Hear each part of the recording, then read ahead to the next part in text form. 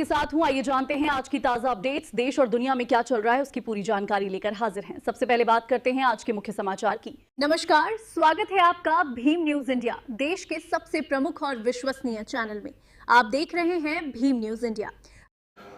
Bhim news India देख रहे हैं आप विनय कुमार सिंघल के साथ। दिल्ली के एक सभा में लखनऊ विश्वविद्यालय के प्रोफेसर रविकांत ने आरक्षण, यूजीसी, विश्वविद्यालय शिक्षा, जातिगत जनगणना पर अपने खुलकर विचार रखे। आपसे निवेदन है कि यदि आप हमारे चैनल पर नए हैं तो हमारे चैनल को यूट्यूब पर सब्सक्राइब कीजिए। कहाँ चले गए? हाँ, पीछे है। और मुझे बड़ी खुशी हो रही है कि पहले टेलीविज़न पर कुछ दलित चिंतक बैठते थे जो दलित होते नहीं थे लेकिन दलितों की चिंता करते थे। और इस समय डॉक्टर रतनलाल जी ब्राह्मण चिंतक हो गए। और ये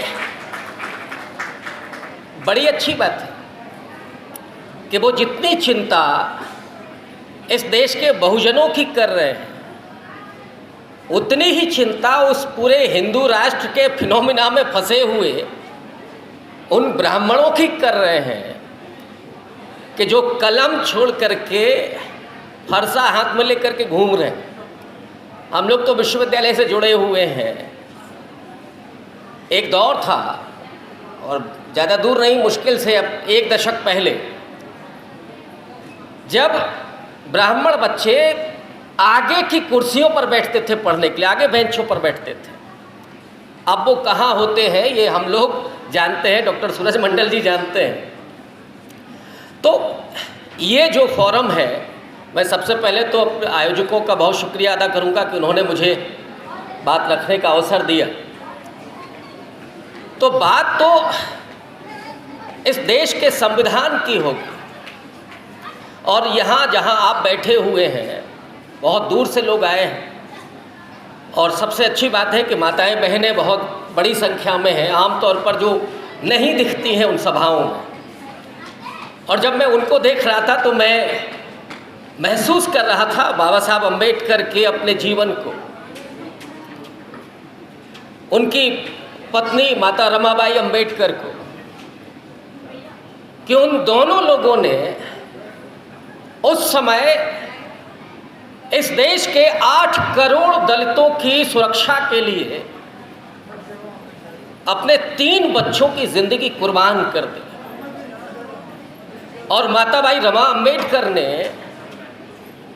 बाबा साहब के कंधों पर ये जिम्मेदारी डाल दी कि आप पढ़िए और आप देश में आकर के दलितों के उत्थान के लिए काम कीजिए।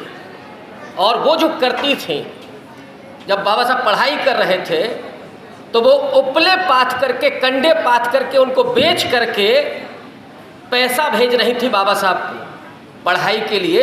और वो रिप्रेजेंटेशन, उन महिलाओं की भूमिका, और यही वजह है कि बाबा साहब ने महिलाओं के अधिकार पर बहुत ज़्यादा जोर दिया और रिज़ाइन भी इसी मुद्दे पर किया था। और आज अगर यहाँ माताएं बहनें इस संख्या में हैं तो मुझे लगता है कि ये बाबा साहब के उन संघर्षों की बहुत बड़ी जीत है। दलितों के भीतर तो जो उत्थान हुआ वो तो है ही। और अब मैं आता हूँ आज के इस मुद्दे पर। अभी मोदी जी का जो हृदय परिवर्तन हुआ है, अचानक उन्होंने कह दिया कि हम साहब जाति जनगणना करवाएंगे।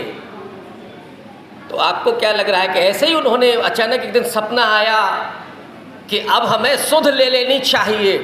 भाई कुर्मी समाज कह रहा है, कुशवाहा समाज कह रहा है, राजभर समाज कह रहा है, नहीं इसका सुध ले लेनी चाहिए, और हम भी तो ओबीसी हैं। ये अचानक याद आ गया क्या, या असल में ये आपकी ताकत और आपकी आवाज़ का नतीजा था? इस देश के पूरे आवाम के भीतर, समाज के भीतर इस बात की लगातार जागरूकता हो रही है कि अब समय आ गया है कि जब ओबीसी की भी जाति जनगणना हो। और ओबीसी की ही क्यों हो, जो सवर्ण जातियां हैं उनकी भी गणना हो। और ये सब आप जानते ही होंगे कि SC ST की जनगणना होती है, लगातार होती है, तो उनकी तो आबादी मालूम है कि कितनी है। लेकिन एक बेईमानी ये भी हो रही है कि आबादी के अनुपात में जो रिजर्वेशन बढ़ना चाहिए उस पर चुप्पी है। SC ST का वो भी नहीं हो रहा अभी। लेकिन असली मसला तो OBC समाज का और अगड़ी जातियों का, क्योंकि एक बिंदु जो आपने लिखा है कि बड़ी खामोशी के साथ जो 10% EWS आरक्षण दिया गया, ये एक तो संवैधानिक रूप से ही गलत था। आर्थिक आधार पर आरक्षण का कोई प्रावधान है ही नहीं, लेकिन वो कर दिया गया। अब इस समय जो हालात हैं कि लोग बेरोजगारी से, महंगाई से, और इस समय तो जो लोग सोशल मीडिया देख रहे होंगे सिलेंडर से बहुत परेशान है।